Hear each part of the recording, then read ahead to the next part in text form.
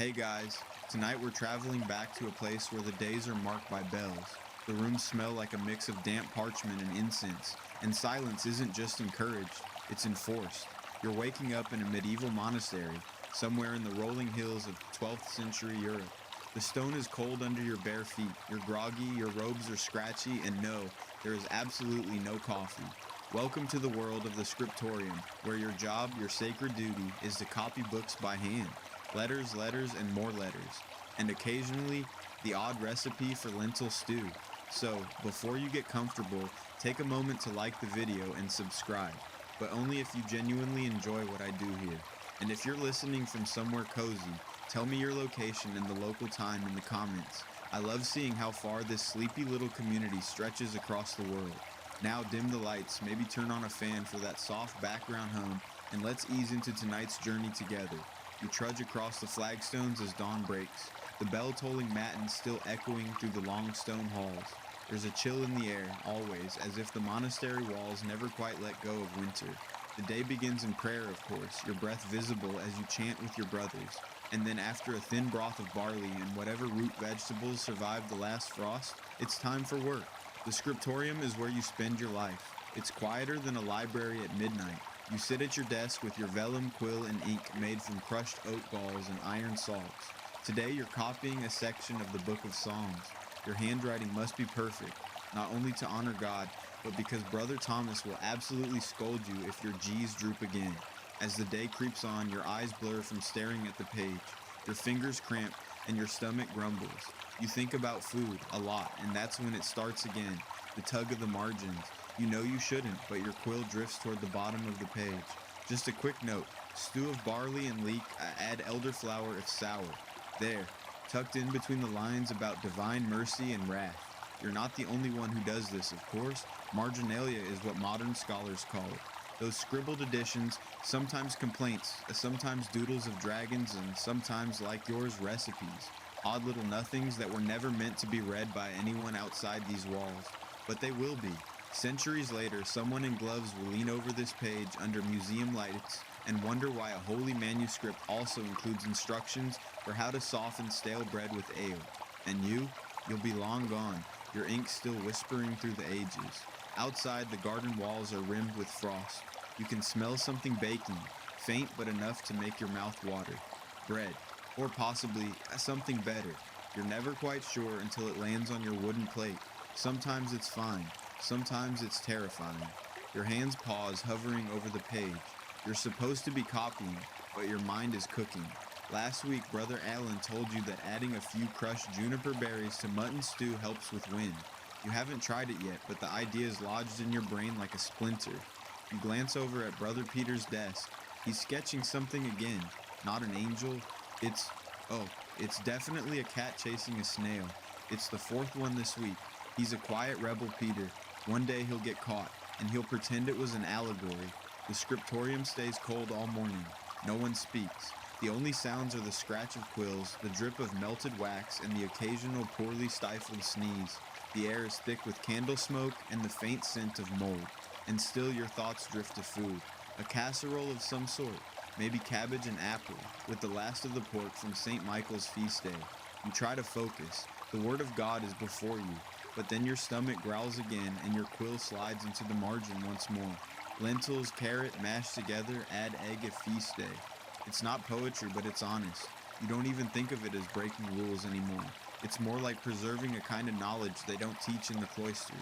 A survival guide for monks with hungry bellies and limited access to spice. You remember when Brother Matthew copied a line from Galen into his margin. Something about cooling foods for when the humors get out of balance.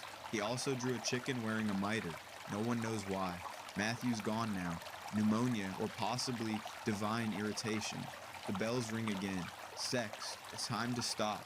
Time to pray. Time to stretch your aching back and wonder how many more winters your ink-stained hands will last. But before you leave your desk, you glance at the margin. A small smile tugs at the corner of your mouth. For broth with no meat, boil onions with mint. Another tiny gift to the future. Hidden in the folds of faith. You're back in your seat before the second bell of none rings. The light slants through the high window differently now. Warmer, more forgiving. Dust motes hang in the sunbeams, and they dance like they know you're trying not to fall asleep. You pick up your quill again. The ink has thickened slightly in its little pot. You stir it absently with a twig, a standard monk technique, while rereading the last verse you copied. It's a psalm about divine justice, all fire and brimstone, but your eyes keep darting to the margin just below it, where, in smaller, slightly messier script, you wrote about lentils and eggs. It's oddly comforting, isn't it? To know you left something of yourself there, something entirely mortal in the midst of the sacred.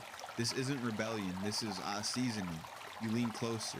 The next page is fresh and clean, that lovely blank expanse that makes any scribe feel a little giddy and a little guilty. A blank space in the margins is a dangerous invitation, and today you can't resist. Wine, if sour, warm with rosemary, sip slowly. You sit back, satisfied. Not a recipe exactly, more of a tip, but it counts. And more importantly, it reminds you of something Brother Elric once whispered during evening prayer. The best wine doesn't come from grapes, but from memory. You'd laugh quietly then. Elric had a fondness for dramatic sayings. He also once tried to ferment pears in a boot. It did not end well. In truth, everyone in the cloister dabbles in these marginal notes, even if they pretend otherwise. The senior scribes are better at hiding it. They write in palimpsests, layers beneath the text, scraped thin and overwritten, like edible secrets. You recall a particularly worn page in the apothecary's copy of Pliny.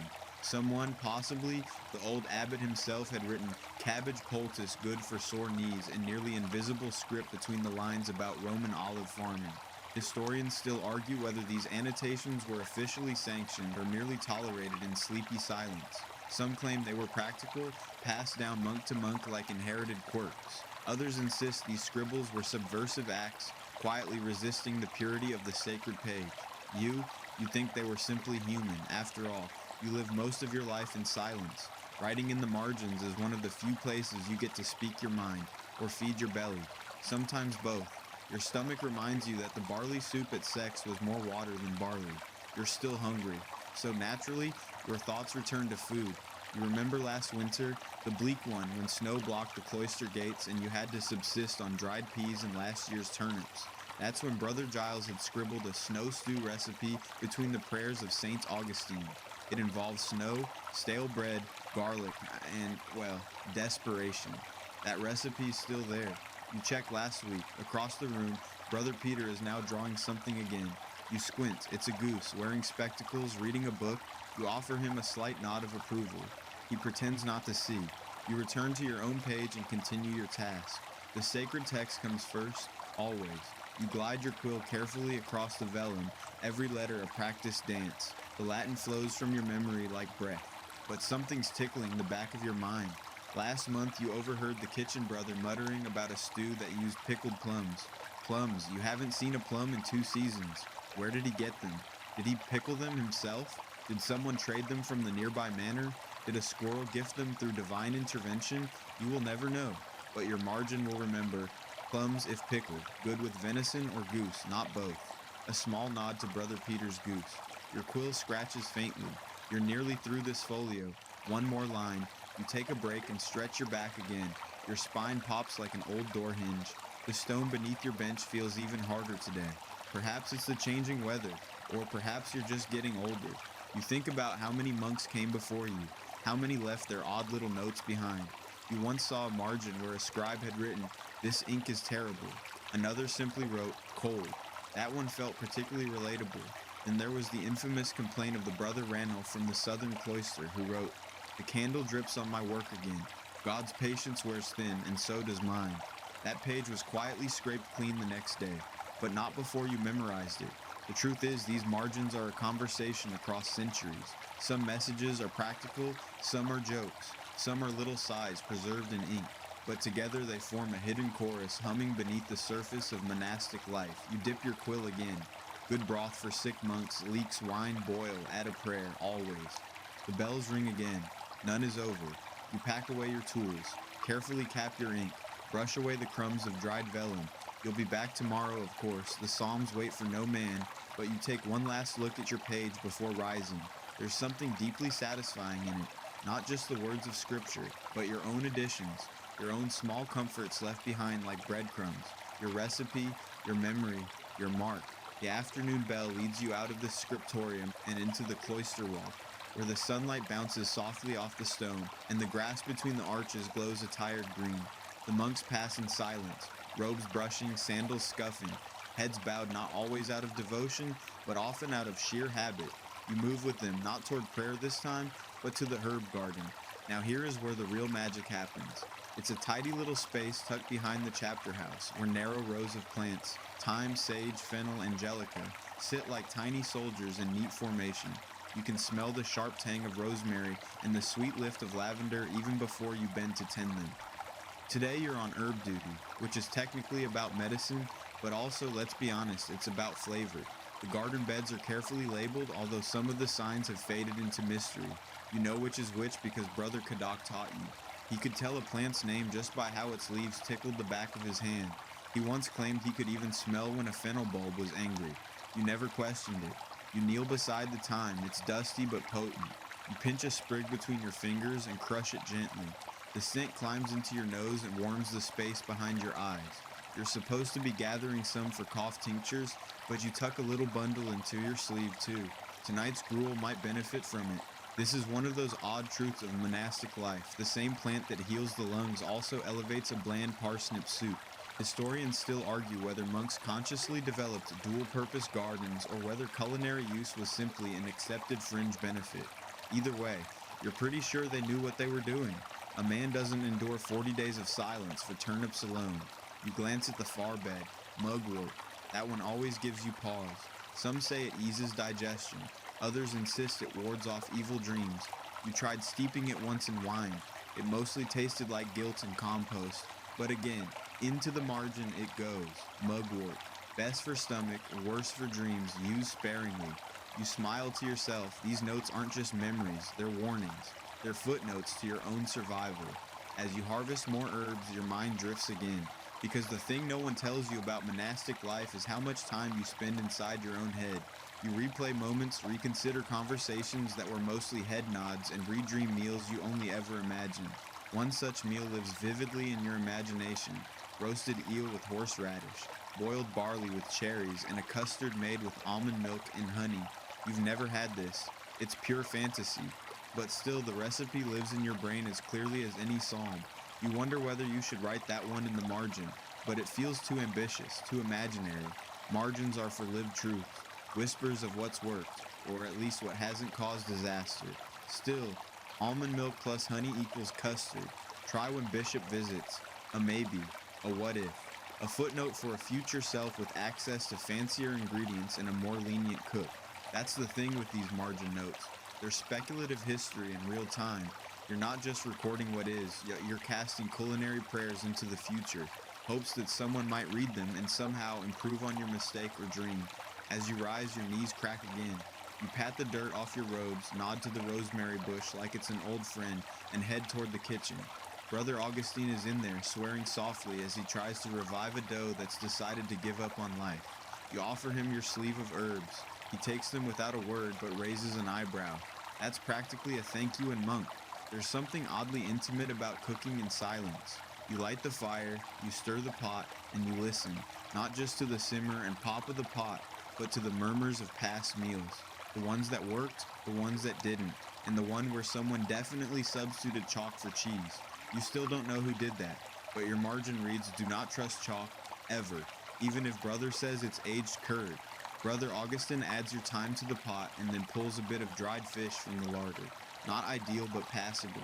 With enough fennel and a little wine, it'll seem nearly luxurious. You breathe in the aroma and close your eyes. This might be the best thing you eat all week, and you helped it happen, because of a garden and a note, and the fact that no one can stop monks from scribbling in the margins. You leave the kitchen just as vespers rings. The golden light of late afternoon glazes the cloister walls. Birds flit through the air like someone spilled ink into the sky and forgot to blot it. And as you walk, hands clasped, belly not yet full but no longer howling, you think again of those little notes in the margins, those sideways recipes and sideways lives. Not rebellion, not mischief, just the echo of real people, trying to stay warm and fed and heard, even in silence. Evening slides over the cloister like honey poured too slowly. It pools in corners, clings to arches, and lingers on stone like a forgotten prayer. You're moving toward compline now, the final office before sleep, unless you're assigned night watch. You pray or not. Your robes feel heavier in the cooling air. The scent of time still clings to your fingers, mingling with wax and ink and something faintly peppery. The day is settling, but your mind isn't. Not quite yet. You duck into the cloister library. You're not technically supposed to. Compline is near and books are for daylight. But you just need a quick peek at the old medical folios. The ones no one touches anymore because they're riddled with wormholes and questions. You pull one carefully from the shelf. It wheezes dust. The cover is cracked like dried bread and the pages inside are thinner than honesty. And there it is, on folio 92 all, between two cures for melancholy vapors and hot humors in the spleen, someone has scribbled, boil beetroot and beer for courage may cause dreams, may cause dreams. Now that's a warning label. You stare at it longer than you mean to, because part of you wants to try it. Courage isn't something you often think about, but maybe you've been needing it. Not the night on horseback kind, but the kind you need when winter hits early and the food stores are low and someone has eaten all the dried cherries you were saving for Christmas Eve. Also, you'd kind of like to see what kind of dreams beet beer causes. You reach for your wax tablet and quickly copy the line. Later, you'll inscribe it properly. But for now, it lives on a sliver of wax tucked in your sleeve, safe from judgment, but not from use. You return the folio gently, but not before noticing another margin a few pages in. If the chicken looks at you funny, don't eat it. Wise advice, really. Historians still argue whether monks had a formal system for culinary annotations. Was there a coded shorthand, a shared logic, or were these notes purely idiosyncratic, the product of lonely minds with too much time and too little spice? The evidence suggests a bit of both. Some annotations show recurring phrasing, for courage as to warm the blood, not for guests. These hints suggest a sort of shared monastic food lore, passed down like oral tradition, but inscribed like afterthoughts. Back in the scriptorium, you once saw a margin that read, "Onions make men weep," but not as much as taxes. It wasn't attributed. But you suspect Brother Thomas, who once muttered for 3 weeks straight after the bishop levied a grain tithe. You step out of the library as the bell tolls for compline. The sound moves through the stone like breath, deep, final, exhaling. You fall into line with the others, quiet footsteps, no eye contact, just the rhythm of prayer and passage. But your mind keeps fluttering, not just with recipes, but with reasons. Why did monks, of all people, vowed to silence, restraints, and obedience, feel so compelled to fill the sacred margins with soup notes and food jokes? Part of it is practical, sure. Cooking is serious business when your entire diet depends on a fragile garden and a stubborn kitchen fire. But there's something else. Something more human. A recipe in the margin is a conversation with the future, a whisper across parchment saying, "I was here, I felt hunger, I figured this out, and maybe I hope someone would remember me, not for my prayers, not for my penmanship, but because I knew what to do with wild leeks." The thought sticks with you as you kneel for prayer. The chapel is dark but familiar. Candles flicker, psalms drone like a lullaby hummed by 100 ghosts. You join in, your voice a thread in the tapestry, but your thoughts are still on beetroot and dreams. When the service ends, you file out with the others, heading for your cell. The corridor smells of old wax, cold stone, and faint cabbage. It always does. Your straw mattress sighs as you sit. You unlatch your tablet. There is still etched in wax is that odd little recipe. You trace the letters with your thumb, then blow out the candle. In the darkness, your mind replays every marginal recipe you've seen. The stew made from snow, the fish-wine pairing that never worked, the monk who insisted pears were sinful unless boiled with cloves. You don't remember all the scripture verses you've copied, but you remember those notes. They're not just instructions, they're fingerprints. And maybe they're the truest kind of prayer. Our sleep that night is dense, full of dim corridors and whispering leaves. You dream of a boiling pot that never finishes cooking, of a monk stirring it with a feather and a chicken sitting nearby, watching you with unmistakable suspicion. When the morning bell cuts through the quiet like a wet knife through old bread, you're already half awake. The cold stone beneath your palate makes sure of that. You trudge out bleary-eyed into the chilly hush of morning. Another day begins and your duties, unwritten but well known, await like a recipe half remembered. Today you're back in the scriptorium, more copying, more cramped inkwork, more margins to be tempted by. You make your way to the script desk and find your tools. A bundle of quills sharpened like opinions, ink thick as molasses, and a page of dull theology that needs transcribing. It's the kind of passage that repeats itself 3 different ways and still manages to say very little. You dip your quill, sigh once for ceremony, and begin. Line after line, your hand obeys, but your mind floats elsewhere. The quill scratches steadily. Latin flows like a half-remembered chant. But it's not the text you're thinking about. It's the cheese. See, yesterday someone left a wedge in the kitchen wrapped in linen, unmarked, unclaimed. The scent alone could wake a bishop. You passed by, resisted, and even muttered a half-hearted "deliver me from temptation," but you haven't stopped thinking about it since. Which brings us to a new margin note, half prayer, half joke. If God made cheese, surely he won't mind if I try it. You scribble it quickly at the edge of the page just beyond the reach of official ink, a tiny defiance, or maybe just a human need to share a passing thought, even if only with the paper. Historians still argue whether these culinary annotations were tolerated or quietly erased over time. Some argue abbots turned a blind eye, seeing the value in preserving food lore, even if it came with a chuckle. Others suggest monks snuck these notes in during brief moments of solitude, their ink dry before anyone could notice. Whatever the truth, the margins became their own sort of diary, not the kind that says "Dear Journal," but the kind that says, "Here's what I figured out while no one was looking." You take a break, rolling your shoulder, stretching your cramped fingers. Across the table, Brother Edric is bent over his page, mouth moving silently as he copies a list of saints. His margin glows with a faint doodle. Yes, definitely a fish with legs. That's not approved iconography. You raise an eyebrow. He shrugs, and below the fish, "If fish can walk, maybe fasting won't kill me." You almost laugh out loud. The room is cold, but shared laughter, silent though it is, adds warmth. You glance around. Other monks scribble earnestly. Some are hunched like questions, others lean with the weariness of too many psalms, and you realize the scriptorium is not a place of pure silence. It's full of whispers caught in ink. Somewhere in the corner, Brother Paulus is copying a text on medicinal humors. You suspect he doesn't believe in any of it. His margin once read, "If black bile is real, I've eaten it thrice this week." You return to your own text, and before long, the words blur again. The rhythm takes over. You write without reading, letting the lines guide your quill like grooves on a chant record. But then your hand hesitates, because the phrase you're about to copy is this: "Man shall not live by bread alone." And that strikes you, not because it's wrong, but because you've tasted Brother Augustine's barley loaves, and frankly, you couldn't live by them even if you tried. You fight the urge, then lose. In the margin, "Not by bread alone," agreed, try adding onions. The joke is old, but you're tired, and this version feels new. That's the thing about humor in the margins. It doesn't try to impress, it just survives. By midday, your stomach reminds you that today's meal will arrive whether or not it contains onions. You down your tools and join the slow parade toward the refectory. The hall smells of boiled root vegetables and resigned hope. You sit, hands folded, listening to the reading.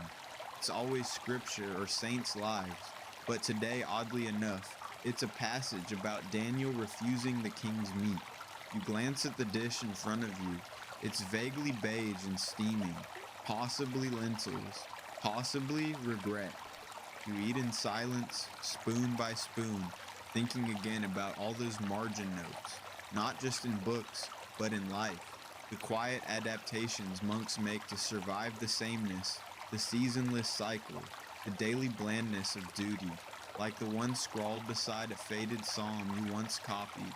"God may feed the birds, but they don't eat parsnips." You finish your meal with a smile, a real one, because someone else decades ago knew what this lentil mush tasted like and decided to joke about it. In the language of parchment, that's as close as you get to friendship. The afternoon unfolds with a yawn. not yours yet, but the building's. The beams above groan softly in the heat, as if even the wood is tired of listening to psalms echo off stone. You're back in the herb garden now, pretending to weed but really just inhaling the faint licorice scent of fennel and the sharper bite of rosemary. You pause by the sage bush, which is looking smug. As usual, Brother Martin says it thrives on neglect. You suspect it thrives on gossip. Here, amid this half-orderly tangle of edible leaves and temperamental flowers, your mind drifts again to those marginal recipes. Because what the manuscripts rarely say, but everyone knows, is that monks were constantly tweaking their herb blends behind the abbey's back. One pinch less rue here, a touch more savory there. The written recipe might say boil for 3 Hail Marys, but in practice it depended entirely on who was stirring and whether they were in a forgiving mood. You recall a note you once saw at the bottom of a vellum sheet. This broth may save your soul, or at least your stomach. No attribution, naturally. The garden is more than a place for plants. It's the monastery's whisper network. Herbs have moods, and so do the monks who tend them. You can tell when someone's upset by the way they harvest thyme. Gentle fingers mean peace. Angry snips mean someone's goat wandered off again. You're not technically a gardener, but you help often enough, especially when it's time to harvest betony, supposedly good for headaches, memory, and seeing visions, depending on who you ask. Historians still argue whether monastic recipes were meant to cure the body or the soul. Some say they were spiritual tools, part of an internal alchemy aimed at divine clarity. Others argue they were simply what happened when you gave a man too much sage and not enough supervision. Either way, a curious recipe lives in your mind, one you copied from a fragile manuscript written in what looks like 3 different hands. Its margin reads, mince garlic and fennel, boil with beans, add silence. Add silence. You think about that for a long while. You're not sure if it's an instruction or a metaphor. Both, maybe. Later that day, while fetching water from the well, you pass the apothecary's work table. A batch of fresh ink rests there.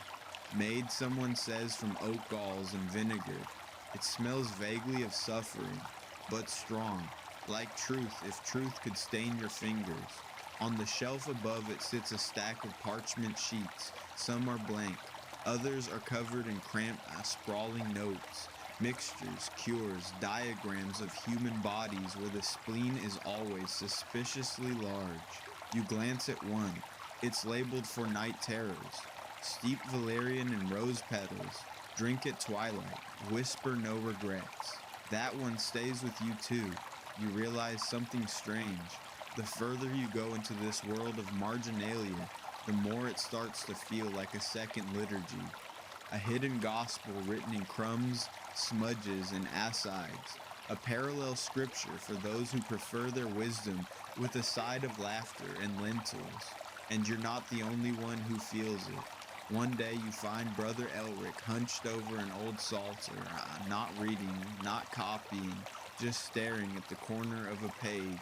When you sit beside him, he points wordlessly to a tiny note wedged beside Psalm 77. God parted the sea, but not the soup. You snort, then catch yourself. This is technically sacred text, but so is joy, isn't it? He grins faintly, still not speaking. Then he adds with the thinnest sliver of a chalk, next time less barley. And just like that you understand.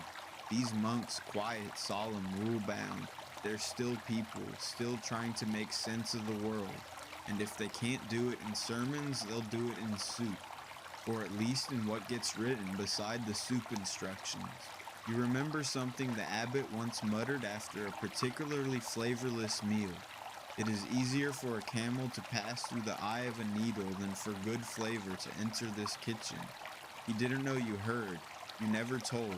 But you did scribble it down, just in case. Back in your cell that night, you review your wax tablet again. The recipes, the fragments, the jokes. It's starting to fill up, not just with meals, but with moments. little crumbs of life scattered across days that otherwise blur together like boiled peas. You're starting to see why the margins matter.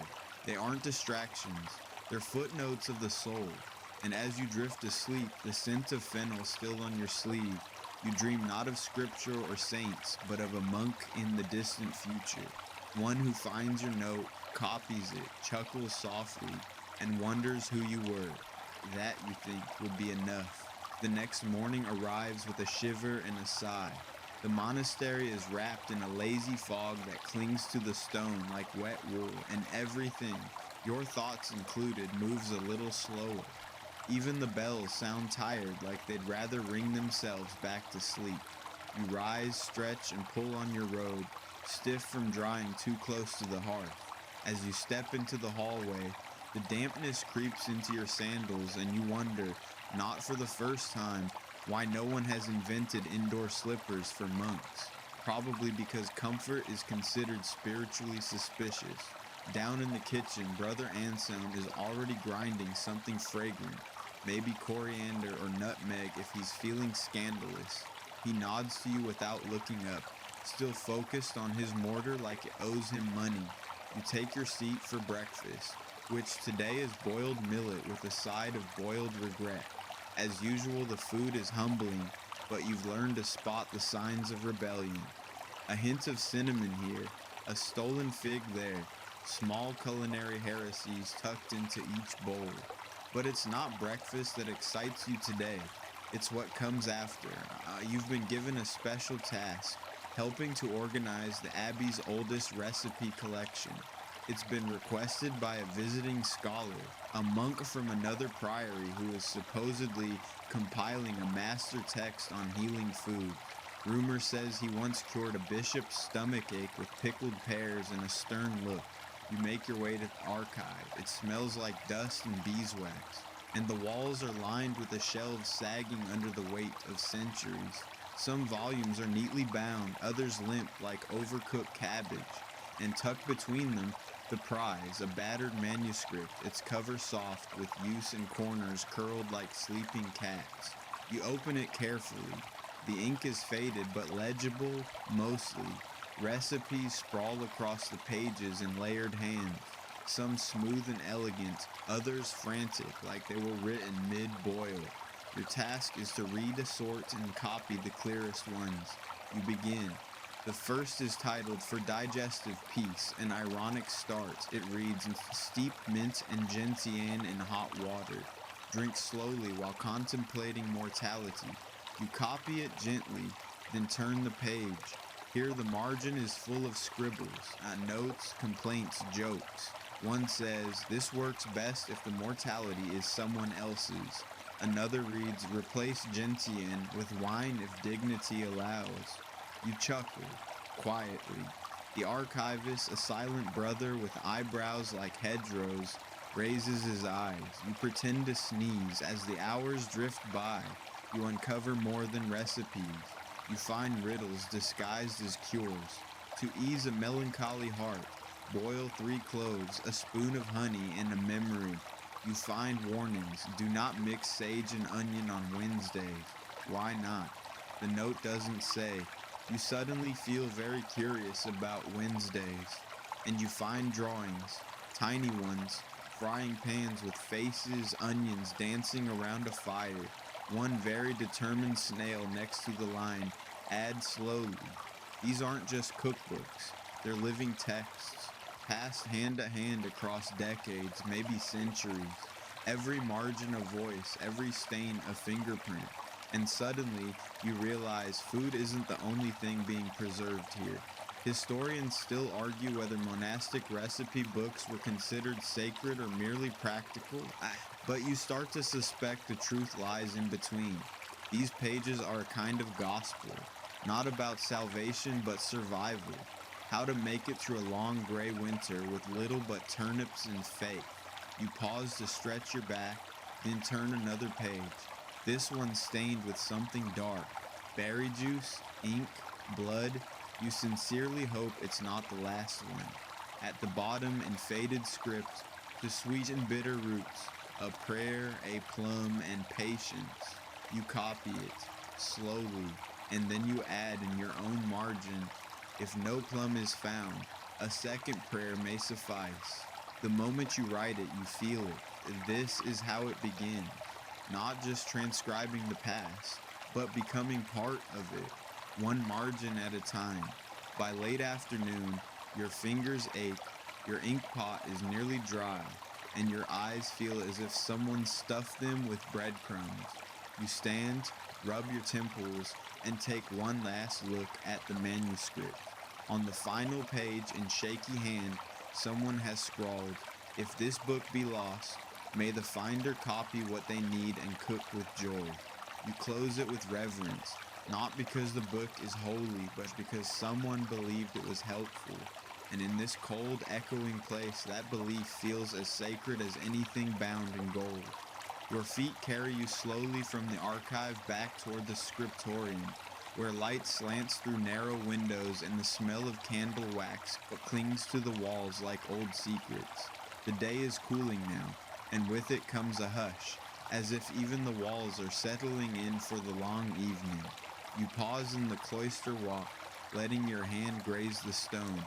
It's cool and pitted, the grooves worn smooth by countless other monks doing exactly what you're doing, stalling before more writing.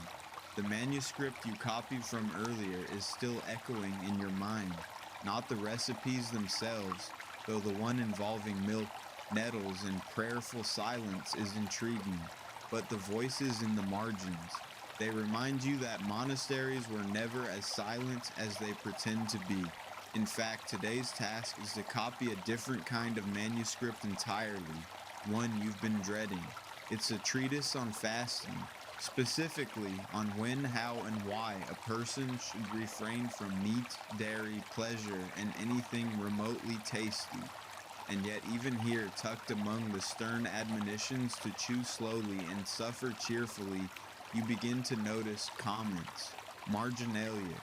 You spot a line that reads, "Fasting is a joy, for it brings us closer to God." Next to it in light brown ink, but also closer to rage. Then another, "On Wednesdays even radishes mock me." You have to stifle a laugh. You look around, but the only other monk nearby is Brother Pius, who is too busy whispering at his quill to notice your irreverence. Your thoughts wander, again, to how these margins come to be, who dares to write them, and more importantly, why. Historians still debate whether monks wrote marginalia intentionally as a secret secondary literature, or if it was more like scratching graffiti into a desk, just a release valve for boredom and brain fog. But whatever the case, you begin to see them as breadcrumbs, not to some treasure, but to the monk behind the robe, the person behind the prayer. One recipe, for example, lists nothing but vague instructions. Take 1 part dried leaf, 2 parts heat, and stir until clarity emerges. In the margin, someone has drawn a shrugging stick figure. Above it, "Try not to die." Even more elaborate, a poem scrawled sideways along the parchment's edge. It reads, "I dreamed a stew that sang to me of garlic sweets and broth set free, but woke to find a bowl of grief and half a turnip, old and brief." You don't know whether to applaud or cry.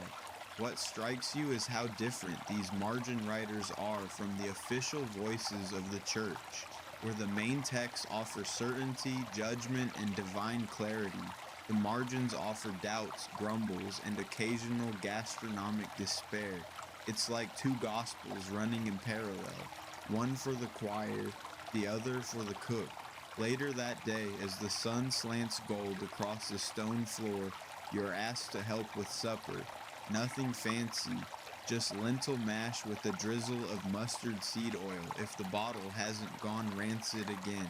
You're stirring a bubbling pot and listening to Brother Gilbert explain again that a proper lentil ratio is 3 to 1 to 1.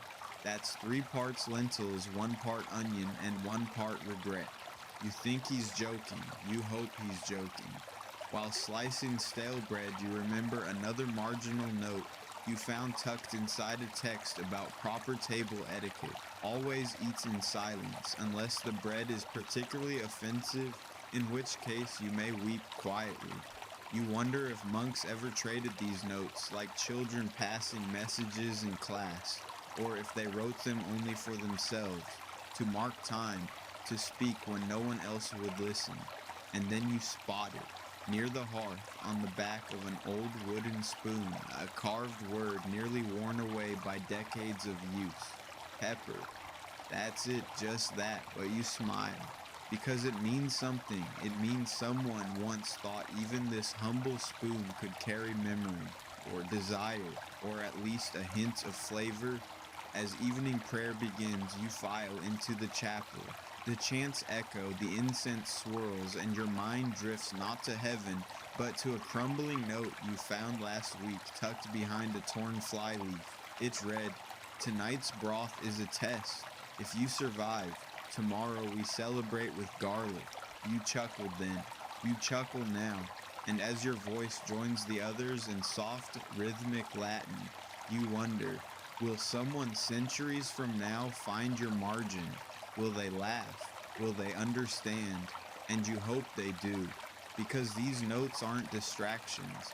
They're anchors, reminders that even in a world of austerity and incense, a person still longs for joy, for garlic, for someone to read what they wrote and whisper, "Ah, you were here." The next day, the rain returns with a sullen persistence, drumming against the stone gutters and pooling in the courtyard like the world itself is trying to wash the monastery clean. The sound is strangely soothing, a natural rhythm that somehow makes copying ancient texts feel more poetic than usual.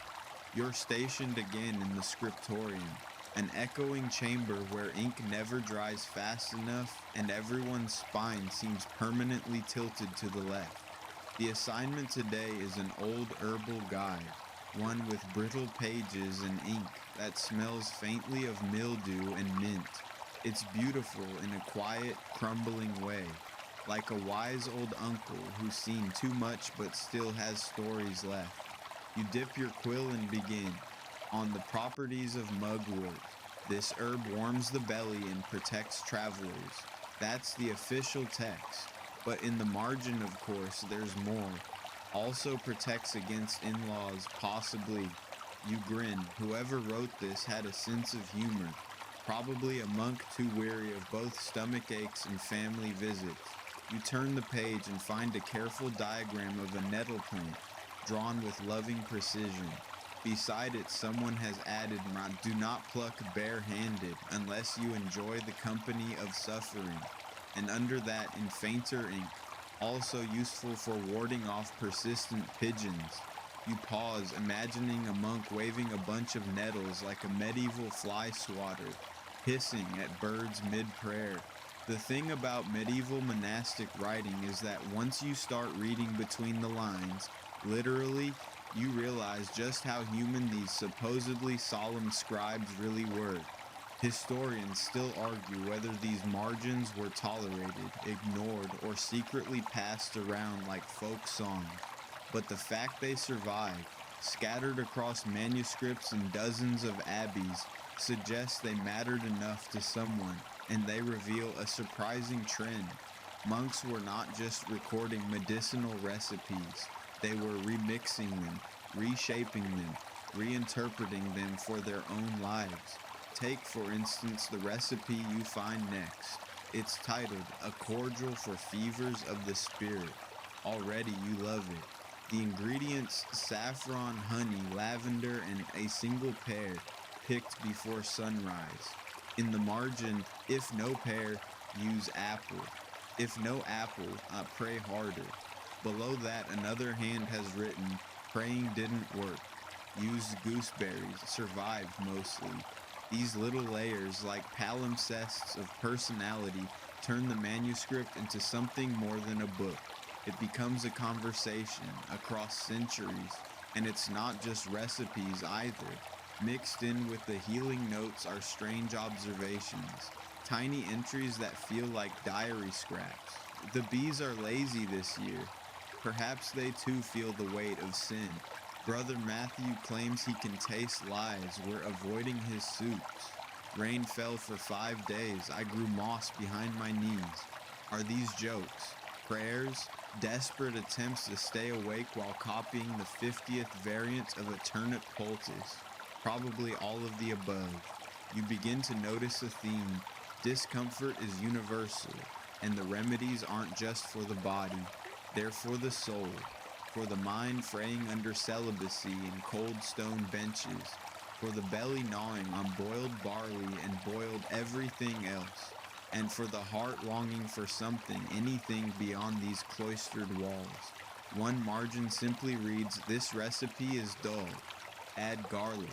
And beneath that, like a reply, "Add hope." You sit back in your wooden chair, the candlelight flickering on the edge of your vision, and consider what it means to live a life so contained that the margins become your rebellion, or your release. There's one page, brittle as parchment toast, that seems to have attracted an entire discussion. The recipe is basic, a syrup for coughs made from licorice roots and warm wine, but the margin is chaos. Tried this, failed. Did you boil the wine first? Yes. Tasted like regret. Add time and try again, and then in smaller script, upside down, or stop coughing. Coward. It's ridiculous and beautiful. You're watching a long dead argument unfold in front of you like time-lapse graffiti. A sneeze from across the room snaps you back. Brother Theobald has powdered his nose with crushed chamomile again, thinking it prevents colds. You're fairly sure it just makes him sneeze like an overstuffed cat. You return to the manuscript, fingers stained with ink and maybe time. It's hard to tell. At the end of the herbal guide, there's one final recipe. Unnamed, it reads, "For when all else fails, warmth, light, and company."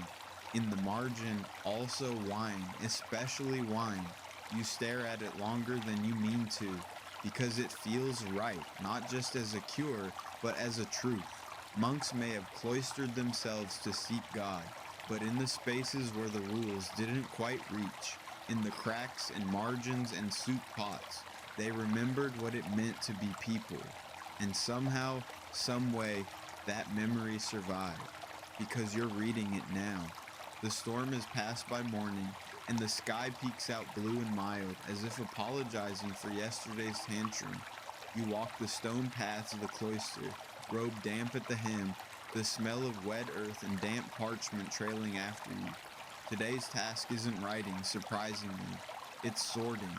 You're sent to the storage room behind the apothecary, where scrolls and scraps and oddities pile up like the monastery's attic of forgotten things. The room is cool and musty, lined with crates, bundles of parchment tied with faded twine, and jars with labels like Tansy, 1247, and Powder of Bone, maybe. Here the manuscripts are less pristine, less formal. These weren't meant for display or preservation. They're working copies, cookbooks for the body and soul, annotated by centuries of practical, hungry hands. You open a folder of loose pages labeled simply Household Uses, and it's an odd little treasure. Page 1, Instructions for removing grease stains using warm vinegar and a monk's patience. In the margin, Tested. Stains remain, as do regrets. Next page, How to keep weevils out of barley by singing to them at night. They left, possibly offended. These aren't the official cures you'd find in the great herbal compendia. They're domestic knowledge, whispered tricks, passed down not through councils or scholars, but through kitchen fires and shared spoons. One sheet is particularly charming. Remedies for sadness, a mild. It lists, sitting by warm bread talking to hens, staring into flames while humming, placing lavender beneath one's chin and imagining summer. And in the corner, if sadness persists, add honey and a friend. You smile, because it's perfect. Historians still puzzle over these unofficial folk entries. Were they tolerated indulgences, or did abbeys quietly encourage them to boost morale? After all, not every malady can be cured with nettle and fasting. Some just need a soft blanket and a joke about onions. You pull another bundle from the shelf, tied with waxed string and labeled Benedict's Book of Problems. That's promising. Inside, it's less a recipe book than a monastic troubleshooting guide, a kind of FAQ for the spiritually bewildered. Problem: the brothers complain of soup fatigue. Solution: add barley. Call it stew. Problem: the novice has questions about the devil's whereabouts. Solution: suggest he's currently in the West Wing latrine. The novice will not return. Problem: the fish delivered smells of shoe. Solution: serve with onions. No one will notice. There's something oddly soothing about these scraps. This backroom knowledge, away from the solemnity of the illuminated psalters. It's less about rules and more about rhythms, survival, sanity, the small decisions that make life bearable inside these stone walls. You find a folder simply labeled Feast Ideas. That's unexpected. Feasts are rare here, but the list inside is elaborate. Pears poached in wine and rosemary, almond milk custard with fig glaze, wild garlic tarts with cheese if the abbot is away. In the margin, we dream more than we eat. But further down, in brighter ink, one day we will feast, even if only in memory. The dreamy nature of these recipes gives you pause. Were they ever made, or were they exercises in hope, like culinary wish spells scribbled into the backs of herbal guides? You imagine a monk writing down a recipe he's never tasted, inventing flavors from rumor and longing, that tart sweetness of a ripe fig, the earthy bite of wild garlic, the way a cheese crust browns at the edges. Maybe he wrote them down because he missed joy, or maybe because he needed to believe that someday there would be joy again. You take a moment to glance through a few more pages. Some are stained with oil, others with ink smudges or what might be egg. These were not idle dreams. They were lived in, tried, eaten, or at least attempted, and the margins here are rich. Do not boil figs, they collapse like monks in July. Cheese left in sun becomes a moral lesson. If almonds are bad, pretend they are spiritual. There's one final page in the bundle. Just a single simple line, no title, no context.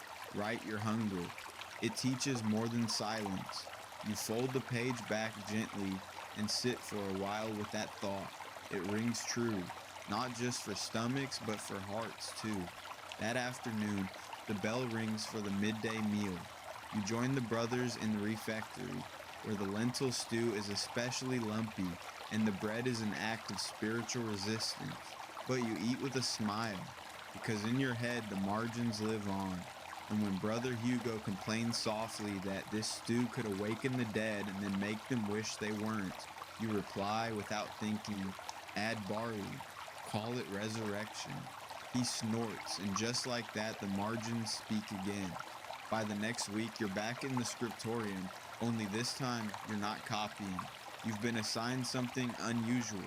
The abbot, in what must have been a moment of either supreme trust or mild delirium, has tasked you with compiling a practical collection of herbal and dietary advice from older monastery documents.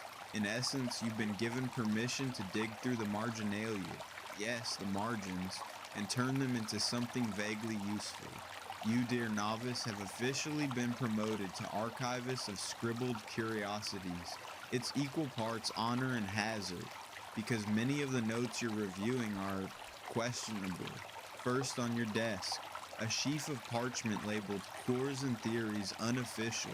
You flip to one of the early entries. It reads, for indigestion, chew mint, walk briskly, confess minor sins. Then in another hand, if that fails, blame the beans. You raise an eyebrow. Not wrong.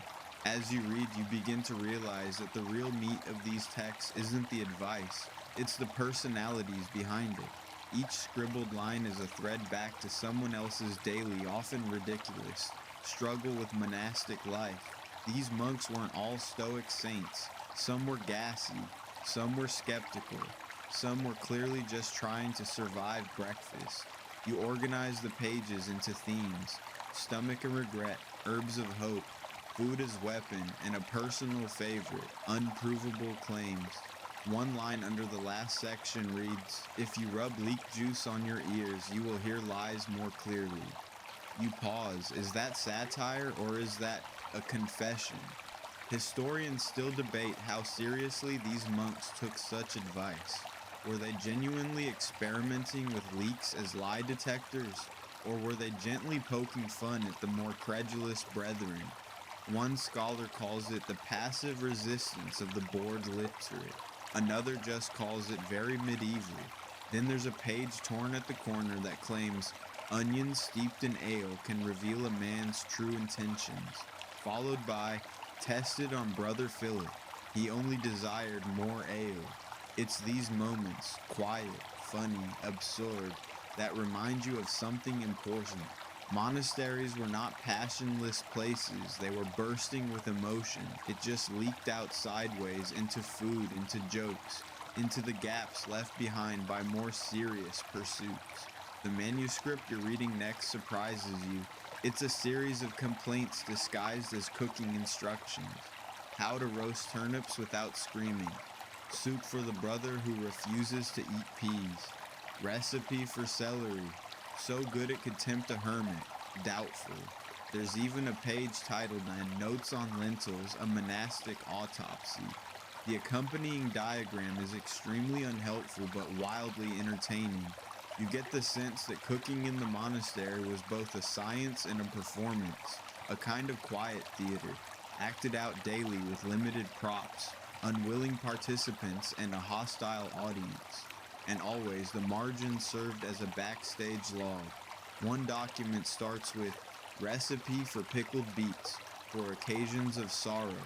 Then in the margin, or joy, beets are emotionally flexible. You begin copying some of these into your new collection, translating Latin where necessary, deciphering smudge jokes, and deciding which ones to preserve and which ones to label, quite officially as possibly hallucinatory. Among your favorites is this gem: to make bitter greens more agreeable, cook them with wine and unrealistic expectations. You pause often during your work, mostly because laughing too loudly in the scriptorium is frowned upon, but also because each note pulls you a little deeper into the life of someone who lived hundreds of years before you, and somehow still feels close. There's one margin that just reads, "Today I miss the smell of my mother's garden," and another, "I have not laughed in 4 days, this is dangerous." Some entries become unexpectedly philosophical. One next to a method for boiling dandelion leaves. We eat what the earth gives, but we flavor it with memory. And below that, or with garlic. Garlic works too. The combination of sincerity and silliness gives you pause, because that's what monks were really doing, weren't they? Not just preserving divine wisdom or classical thought, but preserving themselves, their moods, their boredom, their wonder, their hunger, both physical and spiritual. You stumble on a fragment that's almost poetic. It reads, "We record these recipes not for perfection, but for continuity, because someone someday will read them, and maybe smile." And here you are, smiling. You finish the day by copying your selections into a neat, clean ledger. The abbot wants useful entries, but you include the silly ones anyway. You label them respectfully, field notes from the culinary unknown. The last thing you write before the bell rings for vespers is recipe for surviving another winter. One joke, one warm bowl, one margin. You set down your quill, flex your aching fingers, and head toward the chapel, the last of the daylight flickering like candlelight across the stone floor. You don't know if the abbot will approve of your addition, but that's fine, because someone will, someday, and maybe they'll laugh, or cook, or both. The next morning arrives with a thin layer of frost dusting the windowsills, though it's technically spring. You shiver as you light a small oil lamp to begin your early chores. The flickering glow dances across the walls, just bright enough to guide you through the now familiar halls toward the herbarium. The monastery's herbarium is one of its quieter sanctuaries, less solemn than the chapel, but less musty than the library. It smells of crushed sage and dried citrus peels, lavender bundles strung above the door, and beeswax polish on the shelves. In here, nature's logic meets the monk's desire to categorize the chaos of plants and their mysterious effects on the human body and soul. Your task today is to reorganize the recipe slips pinned beside each drying herb. What sounds simple enough proves more chaotic than expected. Most of the tags are layered, original script underneath, followed by years of additions, corrections, jokes, and arguments. Under rosemary, you find for remembrance, followed by and flatulence, then flatulence of memory, and finally a bold underlined no. Scholars still argue whether monks had any formal system for amending one another's annotations, or if it was a wild west of marginal bickering. Some even suggest that different colored inks indicate different ranks of authority. Others argue it was just who could reach the quill faster. Near the lemon balm basket, another note calms the nerves unless one is Brother Giles. In a different hand, nothing calms Brother Giles. You reach the valerian root shelf, a favorite for sleep-related tonics. The note beside it reads, "For rest, blessed dreams and nightmares involving geese." You blink, then beneath it, no evidence geese involved. Correlation is not causation. Everywhere you turn, the margins are alive. The margins are the monks, distilled, not in formal script, but in the offhand lines scrawled when they thought no one was watching. These weren't mere annotations. They were commentary and comfort. A page flutters out of an open book nearby. You catch it before it lands in a bowl of dried fennel. On it is a recipe for warming cordial for winter bones. It calls for clove, nutmeg, a splash of cider, and a prayer muttered, preferably before the 5th hour. In the margin, prayer may be replaced with humming if cold is extreme. You keep that one. The beauty of it is how utterly human it all is. Not divine decree or medical orthodoxy, but cozy improvisation. 100 tiny decisions meant to make life just a bit more bearable. As you continue the sorting, you begin to notice a pattern. Seasonal recipes marked not by months but by emotional weather. Some titles, for the gray days of November souls. Tea when one has cried too long. Spring remedy for feeling unspring-like. Bitter brew for bitter thoughts, drink sparingly. Joy tonic, needs no occasion. Who decided these and who dared write them down? Historians still debate whether monasteries encourage such emotional introspection through herbal practice, or if these notes were the rebellious work of individuals channeling their inner therapist through chamomile and crushed mint. You find one particularly stained slip under a jar of crumbled bay leaves. For days when silence feels loud, the recipe is absurdly simple. Warm milk, pinch of cinnamon, 3 full inhales of scent before sipping. And below it this line, do not rush this. Let time soften. You're not sure if it's a drink recipe or a life lesson. Possibly both. Next to a jar of wormwood infamously bitter, another page, for confronting unpleasant truths. Then, serve with bread. Everything is easier with bread. And tucked at the bottom of the pile, a faded, almost illegible parchment labeled only heartache. You read slowly, there is no herb for this. Sit by the window. Hold something warm. Breathe. No margin note, just silence. You stop for a moment, lamp flickering quietly, breath visible in the cold air. This too is medicine. You wonder how many monks pass through this herbarium not seeking doctrine, but something more immediate, a balm for grief, a reason to smile, a reminder they weren't alone.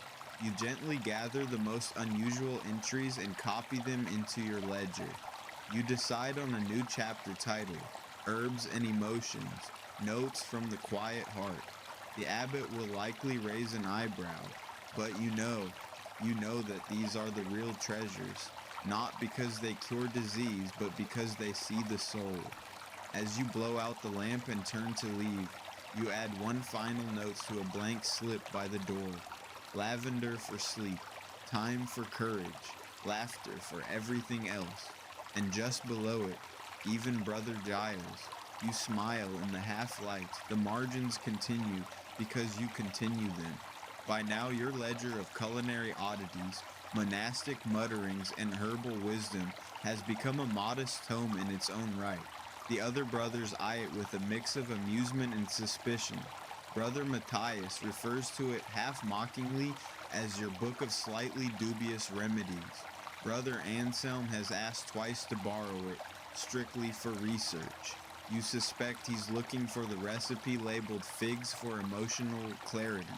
Today, though, you've been assigned a new task that nudges your project in an unexpected direction, cataloging the scraps found in the monastery's lost and found chest.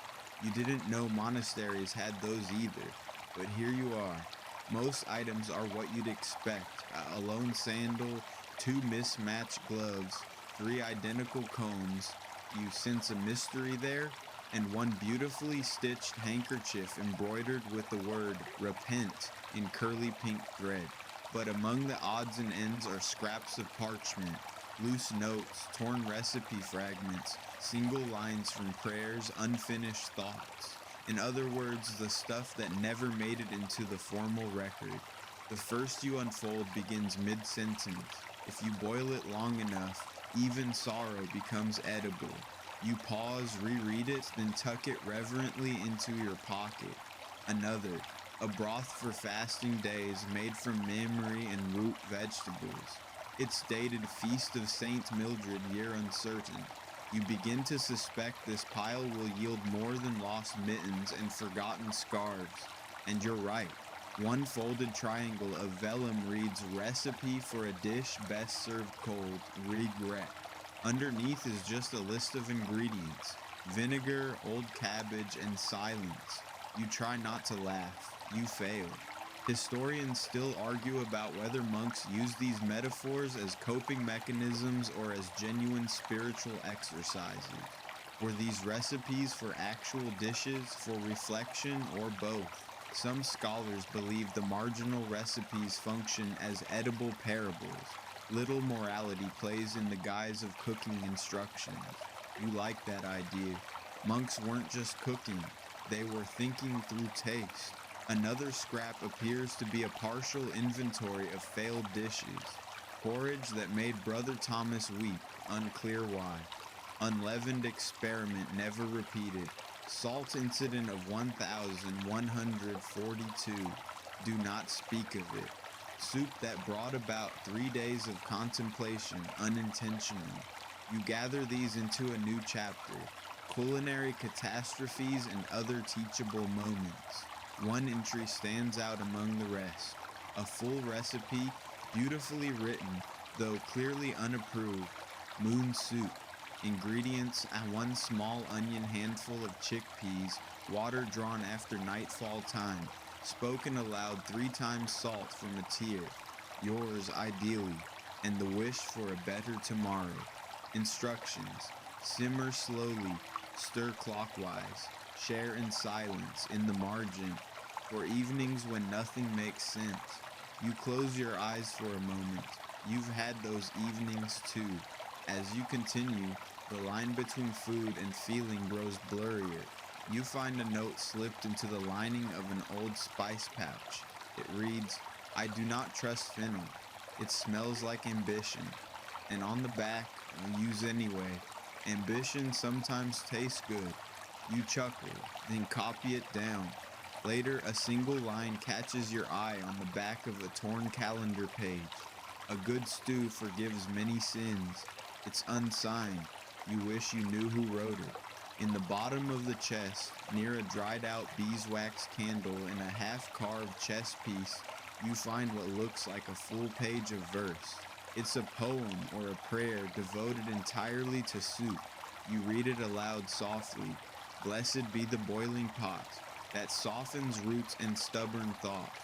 Blessed be the wooden spoon that stirs the self from night to noon.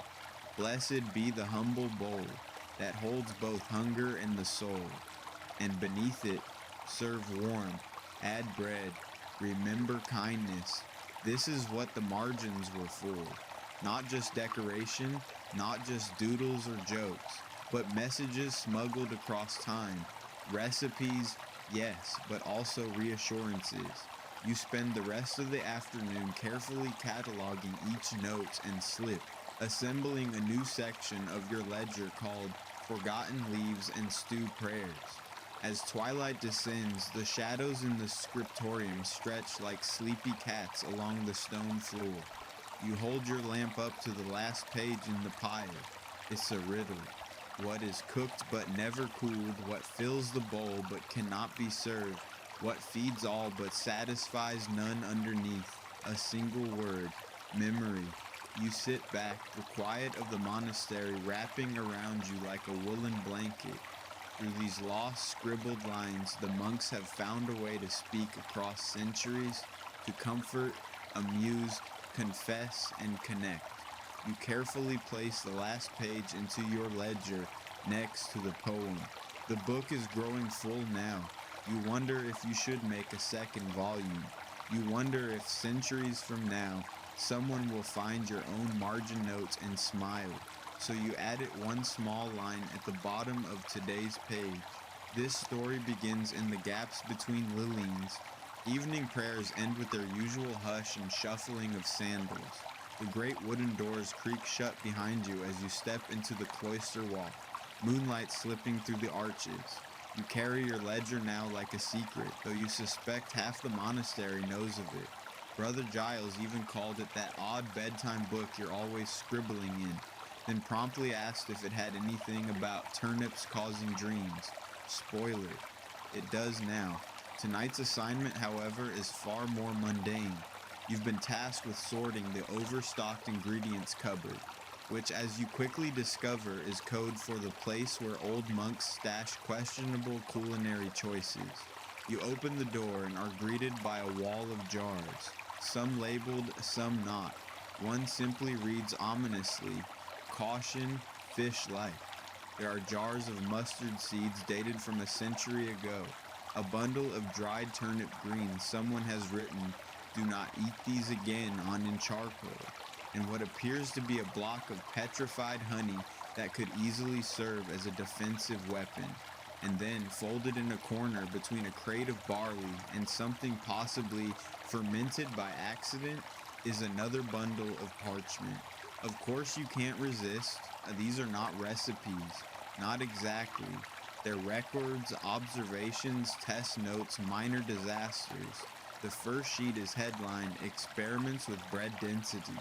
Apparently, Brother Marcus once attempted a new leavening technique using divine silence. It resulted in what the margin calls the holy brick. Next page, on the perils of oversalting lentils, includes the solemn conclusion, "Brother Stephen was almost moved to speech." You add it to your section, "Monastic Trial and Error." Historians still argue whether these notes were meant for training, warning, or simply entertainment. There's no monastic rulebook that explicitly allows culinary annotation in such depth, and yet here they are, pages and pages of it, some written with calligraphy, others scribbled sideways or in circles around the recipe margins. Then you discover something even stranger, a log of culinary dreams, yes, dreams, titled "Night Cooking's What the Mind Prepares in Sleep." It includes such entries as "chased by a pudding," it spoke in Latin, "made stew from stars and rosemary, heavenly apparently, was a turnip, felt strangely wise, woke up chewing my sleeve, possibly soup related, And most curiously, Brother Leon dreamed of the perfect porridge, woke up and made it. Recipe attached. It contains almond milk, cardamom, honey, and a gentle apology to the oats. Scholars of medieval spirituality have long suspected that monks viewed dreams as a form of divine communication, but few expected the messages to involve oatmeal.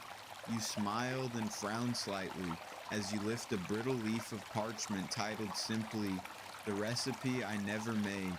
No ingredients, no instructions, just one line. "I wanted to cook it for someone once." A quiet settles over you. Some margins are funny, yes, but others are soft with sorrow. You set that one gently aside. Another page catches your eye, not because of what's written, but because it's blank. Just a faint thumbprint, maybe ink, maybe spice. At the bottom, in nearly invisible ink, someone has added, "For whatever you need this to be." You run your fingers over the parchment. You understand. This is what the margins have become. Space. For need. For memory. For questions that recipes alone can't answer. As you return to sorting jars, you find more curiosities. A label reading, "Time. Too powerful to be trusted unsupervised." A drawing of a chicken labeled a "not to scale." Or temperament, a recipe for spiritual broth, which begins with, "First consider your intentions." One bottle of herbs has a note tied to it, "Use only when you miss someone deeply. Steep slowly, think kindly." And the smallest jar, barely big enough for a teaspoon of powder, bears the inscription, "This is not what it seems." What is it then? The label doesn't say, and somehow that's perfect. As you pack the rest back onto the shelves, you realize that your ledger is no longer just a collection. It's a kind of echo chamber for monastic voices, muttered, mumbled, often hilarious, sometimes heartbreaking. You can hear them now whispering through history. Add more salt. Don't forget the rosemary. Forgive the burnt crust. Write it down before you forget. So you do. You write it all.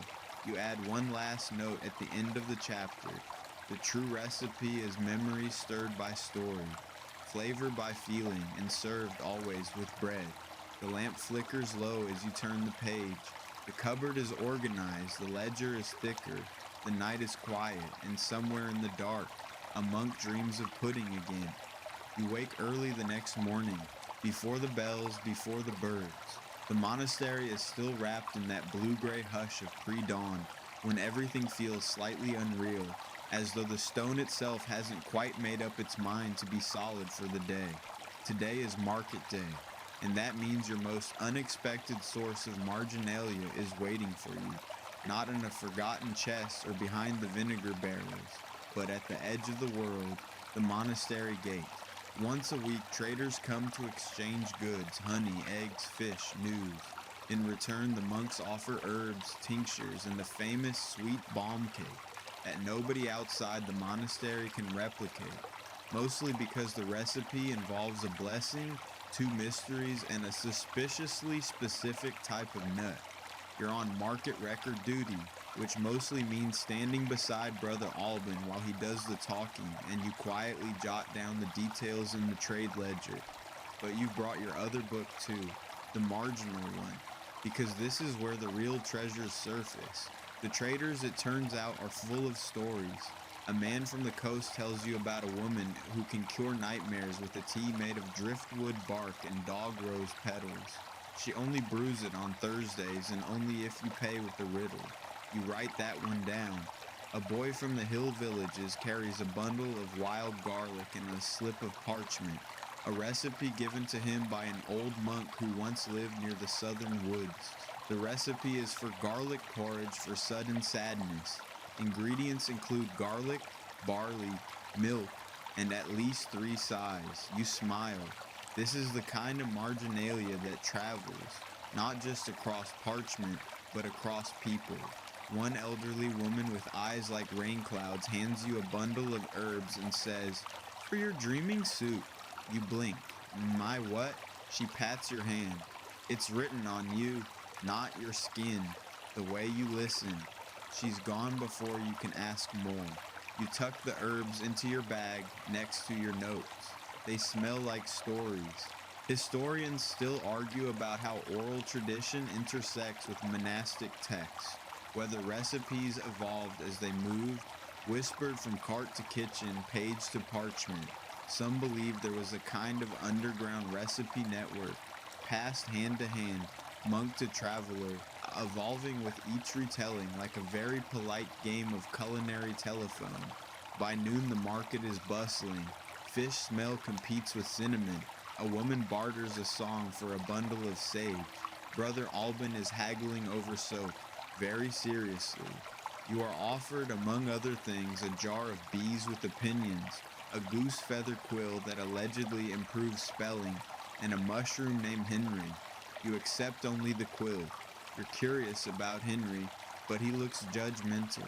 Back inside, you log the trades in the official ledger, but beside each one, in your own book, you record what wasn't written. The trader who cried after tasting the bond cake. The child who offered a pebble in a poem in return for time. The moment Brother Alban accidentally smiled, scandalous. The whispered question, do you think soup can remember people? That one stays with you. You ask Brother Alban about it later. He shrugs. Maybe not soup, but we remember soup. Close enough. You nod. It's more profound than he intended. That night you gather your notes by candlelight. You organize your chapters again. Recipes, notes, dreams lost and found, market whispers, and finally, offerings. This last section includes all the non-recipes, the sayings, riddles, gestures, and gifts. The woman's herbs, the boy's parchment, the scent of garlic and grief. One entry reads, recipe for comfort without cause. Sit beside someone, offer bread, say nothing, mean it. Another, to call back a memory, cook something from when you were small. Add extra salt if the tears come early. You think of adding an actual dish to that one, but you don't. It's perfect as is. The final offering comes as you prepare for bed.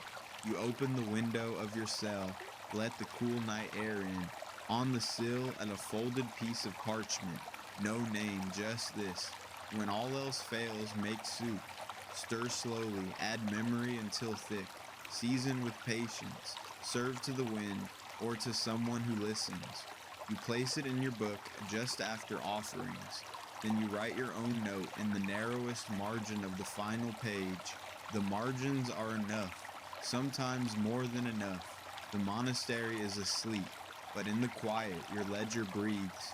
Pages thick with lives and longings, folded jokes, whispered wishes, and the kind of recipes that don't just fill stomachs. They stir something deeper. You run your fingers along the spine and smile. The days stretch on, soft and slow.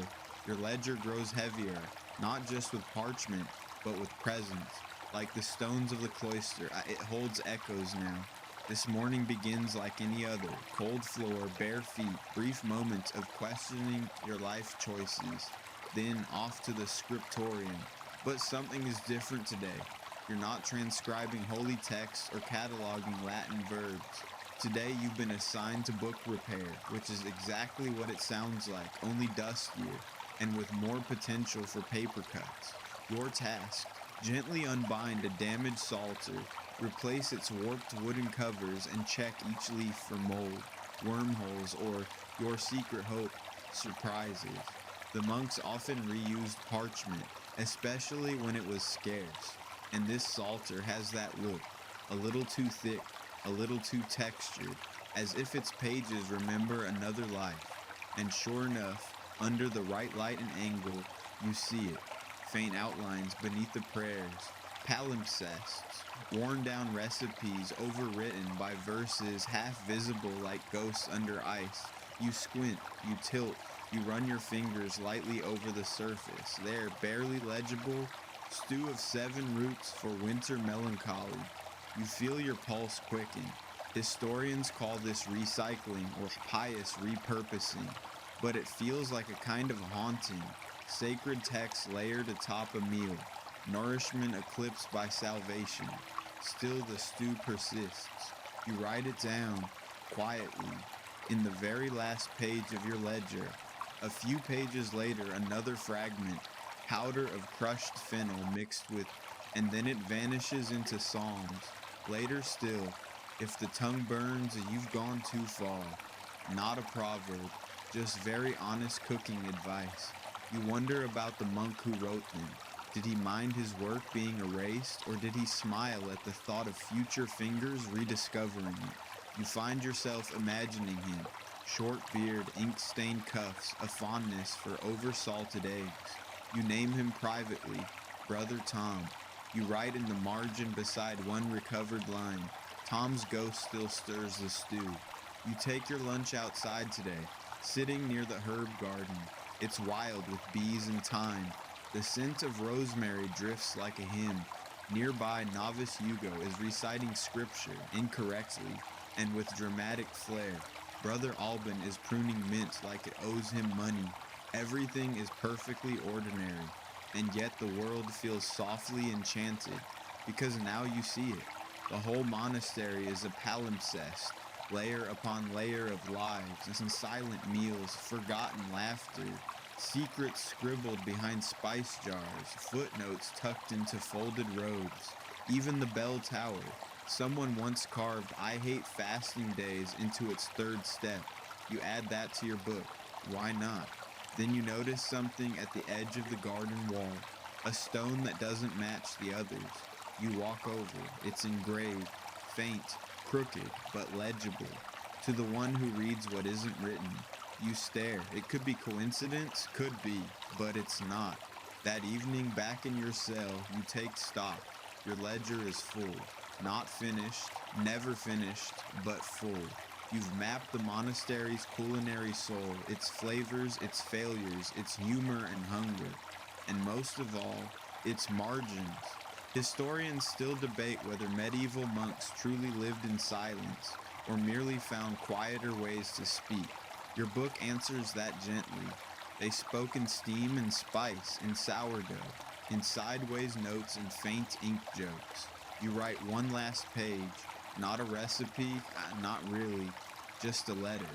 To the future cook, if you found this, you know the secret, that recipes are just stories you can taste, that the margins matter, that sometimes the best flavor comes from what you almost forgot. Remember, not every instruction needs to be followed, not every spice needs to be understood, but every dish should be made with care, stir slowly, taste often, and leave a note for the next soul, somewhere in the flour. You sign it, a humble recorder of crumbs.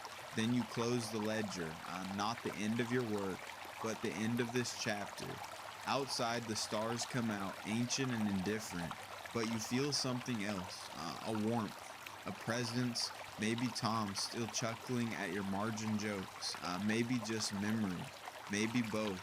The bell tolls once, time for bed, time to dream of stews. The final morning arrives wrapped in fog, so thick it blurs the cloister arches and muffles the footfalls of sleepy monks. You move more slowly today, not because you're tired, but because you're reluctant. You've grown into this place, into its quirks, its quiet, its crumb trails of curiosity. And now, like a pot left too long on the fire, it's time to simmer down. You carry your ledger one last time across the courtyard, its spine worn and pages softened by handling. The corners are dog-eared. It smells faintly of lavender, old ink, and something warm. Maybe clothes, maybe just memory. Today you're returning the ledger to the monastery's small but fiercely protected library. Brother Hugo, who's finally stopped reciting psalms like a stage actor, greets you with a dignified nod and a too loud whisper. Don't worry, I made space for it next to the Book of Remedies for Snake Enthusiasm. You pause. That's a book? He grins. Used to be. Now it's mostly glue and good intentions. You place your own volume on the shelf beside it, not with sadness, but with a strange pride. You've added something, preserved something, stirred a little mischief into the institutional pot. Your ledger's label reads Culinary Marginalia and Curious Receipts. Anonymous, circa 1287-1291. You leave out your name, let the mystery linger. Outside, the day unfolds like a recipe you don't want to finish. You walk the ground slowly, taking it all in. The way Brother Alban tuts at overgrown mint, the soft clatter of bowls in the refectory, the scent of fresh bread wafting from the kitchen, now finally allowed to rise after a week of tight discipline. You sit by the garden wall again, the same one where the stone was carved. You whisper to it, just in case. I read what wasn't written. Thank you. There's no reply. Just the breeze. Just bees. But that's enough. Because here's the secret you've come to understand. Not every recipe was meant to be cooked. Some were meant to be found. Some were meant to teach you how to look. And others, well, others were meant for sleep. Like the stew of 7 roots written faint beneath the psalm. Like the garlic porridge with 3 sides, like the note folded by your window, add memory until thick. You rise as the bells begin to ring. It's time for the noon meal.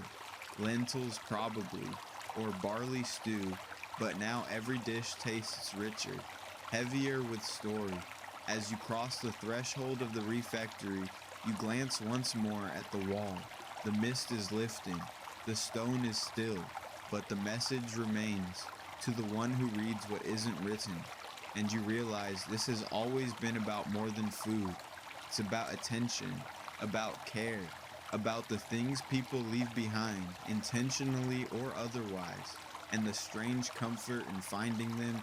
It's about how stories survive, not in the grand accounts of kings or the ink of official records, but in the butter smudges, the forgotten scraps, the margin notes that whisper, hey, this mattered, I mattered.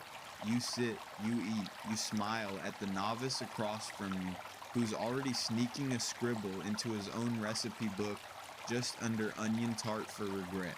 And in your mind, gently, the last lines begin to form. A final thought, soft and slow. Ready? Here we go. So now with the lights low and the night stretched wide, it's time to let the margins rest. Let the recipes drift to the back of your mind, where old herbs hang in invisible kitchens and monks still whisper spice secrets behind cloister walls. Let your breath fall into rhythm, like the turning of parchment, slow, steady, patient. The fire in the hearth has burned down to embers. The last bowl of soup has been scraped clean. Outside, the garden slumbers, mint curling into itself, rosemary standing guard like little green soldiers. You're still there in that monastery, not in body perhaps, but in spirit, watching the fog roll in, listening to the bees, smiling at a recipe that's more memory than instruction. And as you drift, you remember, not everything has to be useful to be worth keeping. Some things are just the kind, a recipe passed down, a scribble in the margin, a story that makes you feel held, even if only for a moment. So tonight dream easy, let the broth be warm, the spice is gentle, the page turns soft as feathers. You've done well, you've listened, you've noticed what others miss, and now it's your turn to rest. Stir slowly, add memory, and sleep.